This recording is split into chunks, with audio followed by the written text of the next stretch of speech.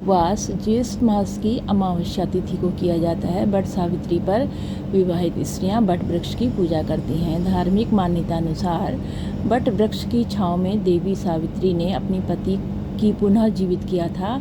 इसी दिन से वट वृक्ष की पूजा का विधान है। वट वृक्ष को भगवान शिव का प्रतीक माना गया है। बरगद के वृक्ष के तने में भगवान विष्णु, जड़ में ब्रह्मा और शाखाओं में भगवान शिव का वास है। इस वृक्ष में कई सारी शाखाएं नीचे की ओर रहती हैं। इन्हें देवी सावित्री का रूप माना गया है। इसलिए धार्मिक मान्यता अनुसार इस वृक्ष की पूजा करने से भगवान का आशीर्वाद प्राप्त होता है और सभी मनोकामना पूर्ण होती है। संतति प्राप्ति हेतु वट वृक्ष की पूजा करना लाभकारी माना गया है। इस दिन अपने पति की दीर्घायु की कामना एवं सुखद वैवाहिक जीवन की कामना हेतु सभी स्त्रियां वट सावित्री का उपवास रखती हैं।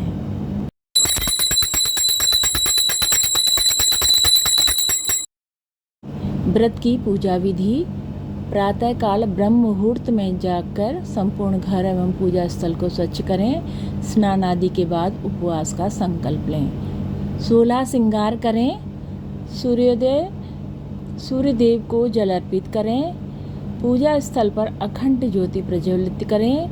बरगद के पेड़ पर सावित्री, सत्यवान और यमराज की मूर्ति रखें। बरगद के पेड़ में जल डालकर उसमें पुष्प, अक्षत, रोली, कुमकुम, लाल फूल, फल और पंचमेवा, पंचमिठाई, पान सुपारी चढ़ाएं।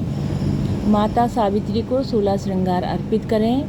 घी के दीपक से आरती करें। बरगद के वृक्ष में जल चढ़ाएं। वृक्ष में रक्षा सूत्र बांधकर आशीर्वाद मांगें। वृक्ष की 7 बार परिक्रमा करें। इसके बाद हाथ में काले चने लेकर व्रत की कथा सुनें। वट सावित्री व्रत कथा। अश्वपति भद्र देश के राजा थे। उनकी कोई संतान नहीं थी। संतान प्राप्ति के लिए उन्होंने 18 वर्ष तक कठोर तपस्या की, जिसके उपरांत सावित्री देवी ने कन्या प्राप्ति का वरदान दिया। इस वजह से जन्म लेने के बाद कन्या का नाम सावित्री रखा गया। कन्या बड़ी होकर बहुत ही रूपवान हुई। योग्य वर न मिलने की वजह से राजा दुखी रहते थे। राजा ने कन्या को खुद वर खोजने के लिए भेजा। जंगल में उसकी मुलाकात सत्यवान से हुई। धुमतसेन के पुत्र सत्यवान को पति रूप में स्वीकार कर लिया। इस घटना की जानकारी के बाद ऋषि नारद ने अश्वपति से सत्यवान की अल्पायु के बारे में बताया।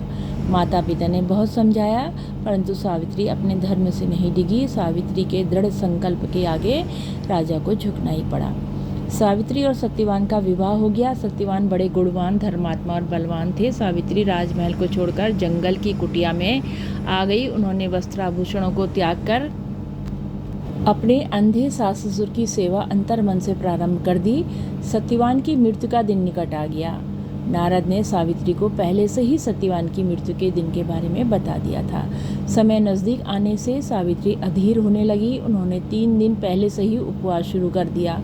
नारद मुनि के कहने पर पितरों की पूजन किया। प्रत्येक दिन की तरह सत्यवान भोजन बनाने के लिए जंगल में लकड़ी काटने जाने लगे तो सावित्री उनके साथ गई। वह सत्यवान के लिए कष्टकारिक दिन था।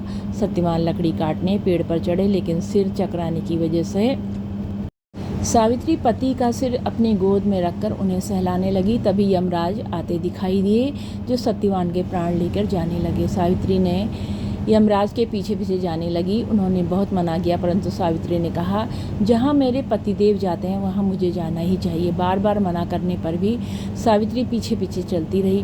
सावित्री की निष्ठा और प्रतिपरायणता को देखकर यम ने एक एक करके वरदान में सावित्री के अंधे सास ससुर को आंखें दी, उनका खोया हुआ राज्य दिया और सावित्री के लौटने के लिए कहा। वो लौटती कैसे? सावित्री के प्राण तो यमराज लिए जा रहे थे। यमराज ने फिर कहा कि सत्यवान को छोड़कर चाहे जो भी मांगना चाहो मांग सकती हो। इस पर सावित्री ने 100 पुत्र और सौभाग्यवती होने का वरदान मांगा। यम ने बिना विचारे प्रसन्न होकर तथास्तु बोल दिया।